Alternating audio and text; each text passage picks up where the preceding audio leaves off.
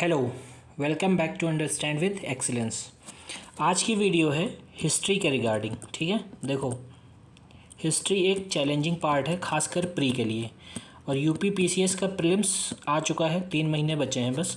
तो अब इसमें एंशिएंट भी है ना, प्राचीन इतिहास है, मिडविल भी है, मॉडर्न भी है, मध्यकालीन इतिहास और आधुनिक इतिहास, ये तीनों पोर्शन है। अब इन तीनों पोर्शन को ख़त्म करने की अप्रोच क्या होनी चाहिए? पहली चीज़, मैं एंशिएंट से स्टार्ट करते हैं हम लोग। ठीक है, मैं अभी पीवाईक्यू भी दिखाऊंगा, लॉजिक ट्रिक भी बताऊंगा कि कैसे करना होता है हिस्ट्री के क्वेश्चंस को। तो चलो पहले एंशिएंट से समझते हैं कि एंशिएंट के लिए आप लोग कैसे पढ़ेंगे। एंशिएंट में 2 कैटेगरी बताऊंगा मैं। पहली चीज़, जो एकदम बिगिनर है, ठीक है, जो एकदम बिगिनर है, जिन्होंने अभी तक एंशिएंट नहीं पढ़ी है या जिनको पढ़ा है समझ में नहीं आ रहा है, ठीक है, उनको क्या करना है, आर.एस. शर्मा की एंशिएंट की बुक पढ़नी है। ठीक है, आर.एस. शर्मा की एंशिएंट की बुक पढ़नी है, लेकिन उससे पीसीएस में क्वेश्चंस उतने नहीं बनते हैं। 2-4 क्वेश्चन बन गए तो बन गए। वो सिर्फ क्या करेगा, आपकी अंडरस्टैंडिंग को डेवलप करेगा, आपकी समझ को बताएगा कि भाई एंशिएंट हिस्ट्री के है क्या, मसला क्या है, कहाँ से शुरू है, कैसे क्या शुरू है। ठीक, आर.एस. शर्मा पढ़ने के बाद, ये बिगिनर के लिए बता रहा हूँ, आर.एस. शर्मा पढ़ने के बाद क्या करना है, लूसेंट उठानी है। लूसेंट का जो एंशिएंट पार्ट है, ठीक है, फिर उसको पढ़ना है और पढ़ने के साथ साथ उसको रट्टा मारना है। ठीक है, रट्टा मारना।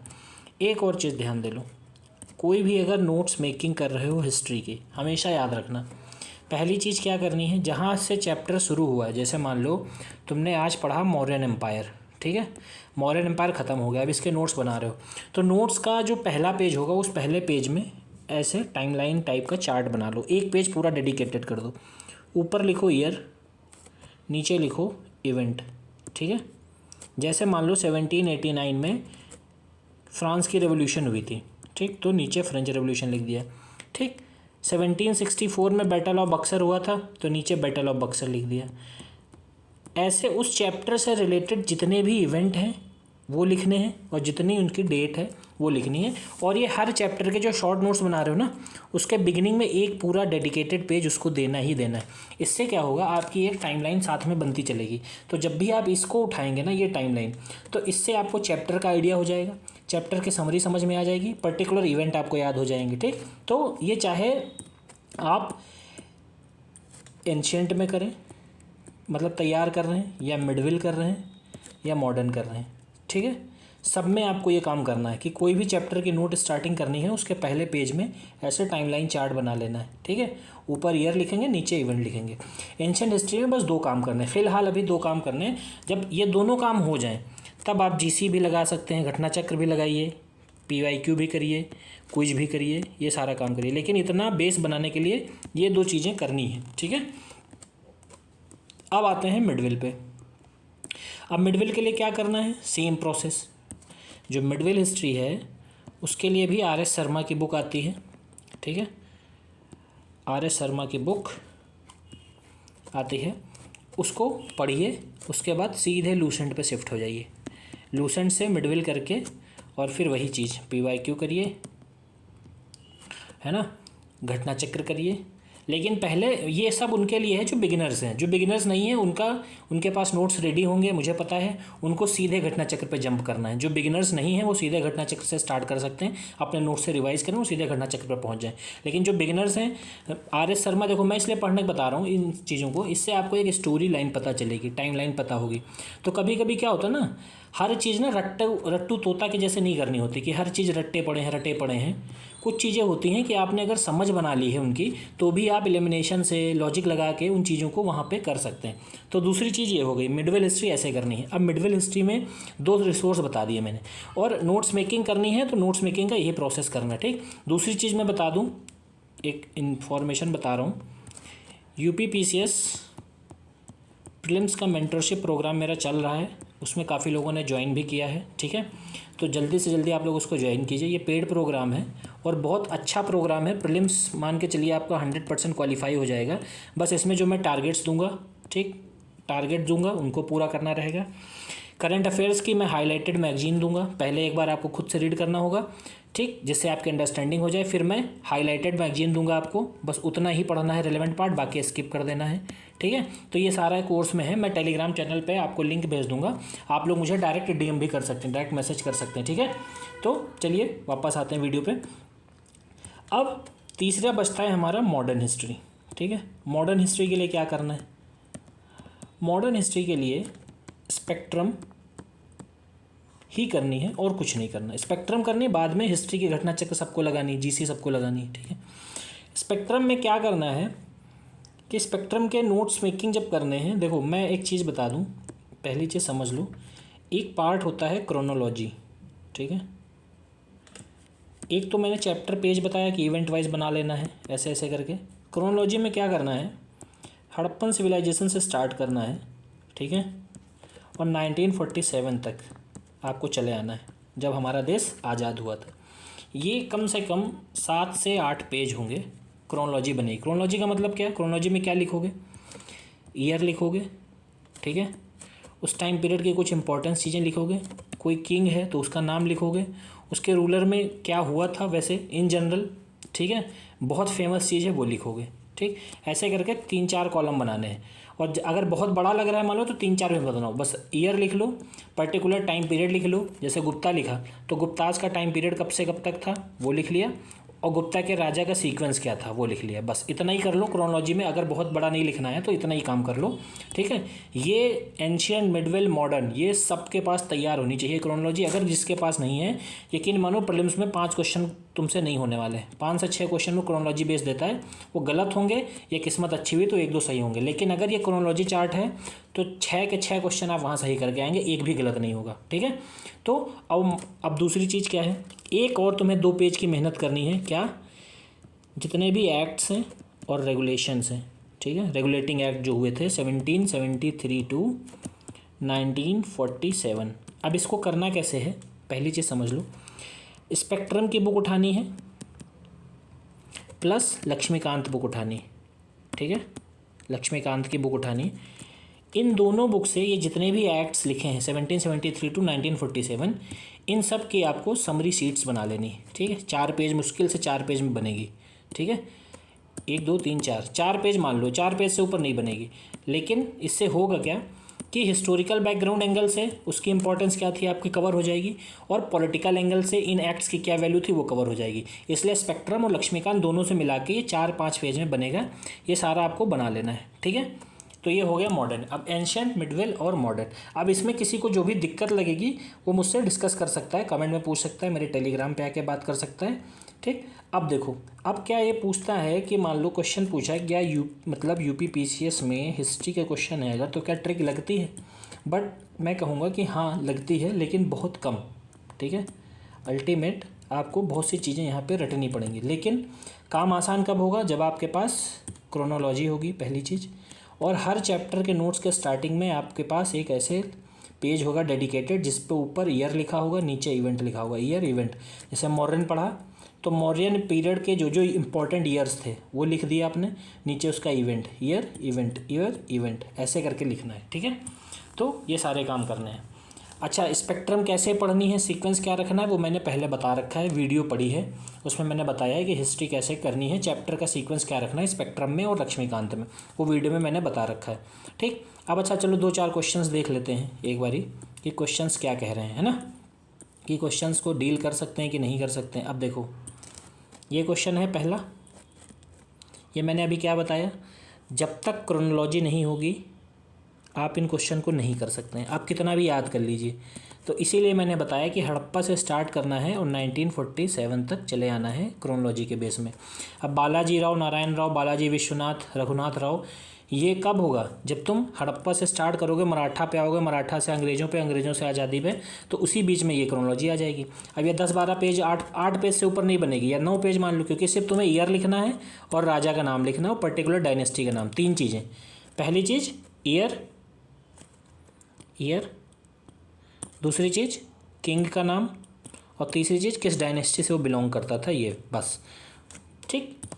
तो ये क्वेश्चन क्या कितनी देर लगेगी, फटाक से हो जाएगा। बस क्या है, वो क्रोनोलॉजी है आपके पास, उसको रटते रहिए बार बार घुमा घुमा के, कभी गलत नहीं होगा। अब ये क्वेश्चन मैंने करा रखा है कॉमन सेंस वाले पार्ट में कि there are reference numerous river ports in the ancient India. अब लोग पूछते हैं ना हिस्ट्री में लॉजिक कैसे लगेगा, देखो हिस्ट्री में कैसे लगता है logic. There are references of numerous river ports in ancient India. प्राचीन भारत में बहुत से नदी बंदरगाह के संदर्भ मिलते हैं। बिल्कुल सही बात है, प्राचीन भारत में नदी ही एक सहारा हुआ करती थी, समझ रहे हो, तो बंदरगाह तो होंगे ही होंगे। अब वहाँ पे गोदाम भी होंगे सामान रखने के लिए, तो दोनों बात सही है। अब हमें नहीं पता है लेकिन ये कॉमन सेंस से वहाँ पे हो जाएगा। अब देखो ठीक है, नेक्स्ट आओ, ये देखो ये क्या है, क्रोनोलॉजी है। ये बहुत इंपॉर्टेंट काम है, ये यकीन मानो जितनी जल्दी इसको कर लोगे आप लोग हिस्ट्री की टेंशन खत्म हो जाएगी। 4-5 क्वेश्चन आराम से वहाँ हो जाएंगे। फिर देखो अब आता है अगला question. Akbar Khan gave the title of Khane Khana to Bairam Khan. This title was not given at the time of appointment of Bairam Khan as वजीर ऑफ द एम्पायर। अब ये क्वेश्चन हो सकता है भाई तुमने ना पढ़ा हो, नहीं पता हो, तो इस क्वेश्चन को 50-50 हमेशा रखते हैं कैटेगरी में, ठीक है, क्योंकि ये बहुत स्पेसिफिक इन्फॉर्मेशन है। लेकिन अगर लूसेंट पढ़ोगे और घटना चक्र लगाओगे तो ये क्वेश्चन भी आपसे स्किप नहीं होगा, ये क्वेश्चन भी वहाँ सही हो जाएगा, ठीक है। अब देखो, अब ये जैसे मान लो क्वेश्चन हमें नहीं पता, कह रहा है बहराम जी मालाबारी थे, कोई पारसी रिफॉर्मर थे, बॉम्बे से थे, एडवोकेट किया दिस लेजिस्लेशन, किस लेजिस्लेशन के लिए, एज ऑफ कंसेंट एक्ट, सहमति की आयु अधिनियम। फिर कह रहा था act was supported by the extremist wing by बाल गंगाधर तिलक। अब मुझे मान लो ये नहीं पता, लेकिन अगर स्पेक्ट्रम पढ़े हो, मैंने अभी क्या बताया, स्पेक्ट्रम पढ़ी है। अब देखो स्पेक्ट्रम में जब तुम socio religious reformer movement chapter पढ़ोगे ना, सोशियो रिलीजियस रिफॉर्मर मूवमेंट, तो मैंने अभी क्या बताई एक चीज़ कि ये चैप्टर पढ़ने के बाद जब इसके नोट्स बनाओगे तो क्या करना है, एक लाइन ड्रॉ करनी है, उस पर ईयर लिखना है, उस पर इवेंट लिखना है। तो जब एज ऑफ कंसेंट एक्ट आएगा 1891, तो उसी के बारे में तुमने पढ़ रखा होगा कि BM मालाबारी करके भी कोई है, ठीक है, उसमें बुक में लिखा है। तो क्या होगा, वहाँ से तुम्हें तुरंत ये क्वेश्चन रिकॉल हो जाएगा, ठीक है। यहाँ पे ईयर लिखा, एज ऑफ कंसेंट एक्ट, ठीक है, और नीचे इवेंट लिख दिया, ठीक, मतलब ईयर 1891 और ये लिख दिया। अब ये जब तुम्हारे चैप्टर मान लो चैप्टर बनाया, उसमें ऐसे इवेंट लिखे हैं, ईयर लिखा है, उसके बाद तुमने इसके नोट्स बनाए, तो अब जब बहराम जी मालाबारी केस आएगा तो आपको तुरंत याद आएगा कि अच्छा हाँ ये केस तो मेरे नोट्स में बना हुआ है, ईयर और इवेंट मैंने लिख रखा है इस चैप्टर से पर्टिकुलर, ठीक।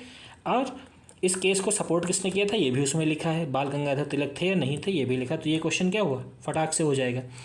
चीज़ों को कॉम्प्लिकेटेड नहीं करना है, बहुत स्मार्टनेस के साथ, कम चीज़ों के साथ भी आराम से प्री निकल सकता है ये क्वेश्चन। यकीन मानो ये क्वेश्चन जो लोग बोलते हैं कि UPPCS प्री में बहुत फैक्चुअल है, समझ में नहीं आता है, ये सारे क्वेश्चन आपके स्टैंडर्ड रिसोर्स से हो जाएंगे। हाँ 10-20 क्वेश्चन ऐसे होते हैं जो छोड़ने के लिए ही आते हैं, ठीक है। देखो गलती कहाँ होती है, पेपर कहाँ फंसता है, मैं एक आइडिया आज आपको बता देता हूँ। क्वेश्चन लीव करना नहीं आता लोगों को, जिनको क्वेश्चन लीव करना नहीं आता ना उनका ही प्री रुकता है, ठीक है। क्वेश्चन लीव करना सीखो कि भाई ये पूछा ही गया है कि ये गलत होगा तो उसको नहीं करना है, लालच में नहीं पढ़ना है। और यकीन मानो 100 से 120 क्वेश्चन ऐसे हर बार आते हैं प्री में जो बहुत ईजिली, जिसने बेसिक भी पढ़ रखा है आराम से उनको कर सकता है, ठीक। लेकिन होता क्या है, वो क्वेश्चन एग्जामिनर कैसे सेट करता है, 10 क्वेश्चन तुम्हें इजी देगा, 10 बाद में टफ डाल देगा, तो या 10 पहले टफ दे दिया फिर 10 इजी दे दिया, तो क्या दिक्कत क्या होती है, 10 तुमने सही किए फिर 10 टफ आ गए। अब ये क्या करेंगे, ये तुम्हें करेंगे पैनिक, और ये जैसे ही पैनिक करेंगे तुम अगले आसान 10 क्या करोगे, गलत करोगे। इसीलिए बोला जाता है एग्ज़ाम हॉल में दिमाग को क्या रखना चाहिए, शांत रखना चाहिए। पहले 10 मान लो गलत हो गए, नहीं पता थे मुझे, लेकिन इतना भरोसा रखो एग्जामिनर पे कि अगले 20 वो देगा, ठीक है। तो इतना भरोसा रखो कि एग्जामिनर वो ऐसे क्वेश्चंस देगा, ठीक है। अब देखो ऐसे ही 1-2 क्वेश्चन और देख लेते हैं। ये देखो, ये क्वेश्चन बिना नॉलेज के भी हो सकता था कि शिवाजी को बिग देशमुख से अपोजिशन फेस करना पड़ा। ये क्वेश्चन का मैंने सॉल्यूशन बता रखा है प्रॉपर कॉमन सेंस वाली वीडियो में कि बिना पढ़े का मतलब ये नहीं कि तुमने हिस्ट्री बुक ही नहीं पढ़ी हो कह रहे हो बिना पढ़े, ऐसा नहीं। आपको बेसिक आइडिया ज़रूर होना चाहिए उस सब्जेक्ट्स का। जैसे ये मॉडर्न हिस्ट्री का क्वेश्चन है मान लो, ठीक है, तो अब मिडवेल और मॉडर्न के बीच का समझ लो एक तरीके से ये है क्वेश्चन। तो क्या करना है हमें, इसके बेसिक कर पढ़ रखा तो हमें आइडिया समझ में आ जाएगा कि हाँ भाई ये बात कही जा रही है। अब जैसे ये क्वेश्चन है मान लो, ये राहुलोवाद सुत्ता, ये हो सकता है हमें ना मिले, लूसेंट में भी ना मिले, GC में हो सकता है मिल जाए, लेकिन ना मिले तो क्या अब इसके पीछे नहीं पढ़ना, गलत हो गया तो हो गया, नहीं करना तो आगे बढ़ जाओ, कोई दिक्कत नहीं। लेकिन जो बहुत हल्के क्वेश्चन आते हैं, बेसिक्स क्वेश्चन आते हैं, उनको गलत नहीं करना। अब ये देखो मॉडर्न हिस्ट्री का क्वेश्चन है, स्पेक्ट्रम में है। Justice Party oppose Congress by calling a Brahmin dominated organisation, it claim the same communal representation for non Brahmin as the Morley Minto reform had given to Muslims. अब ये जब तुम स्पेक्ट्रम पढ़ोगे, ठीक है, तो ये क्वेश्चन कहीं आपका गलत ही नहीं होगा। स्पेक्ट्रम में साफ साफ जस्टिस पार्टी के बारे में भी लिखा है, उससे रिलेटेड लोगों को लिखा, उनकी आइडियोलॉजी भी लिखी है, ठीक है। तो क्या करना है, ज़्यादा नहीं पढ़ना है, जितना रिसोर्स है उसको ध्यान से पढ़ना है और उसको कमांड बनाते हुए पढ़ना है, ठीक। तो हमने क्या डिस्कस किया, हमने एंशिएंट के बारे में डिस्कस कर लिया, मिडविल के बारे में डिस्कस कर लिया, प्लस मॉडर्न के बारे में डिस्कस कर लिया।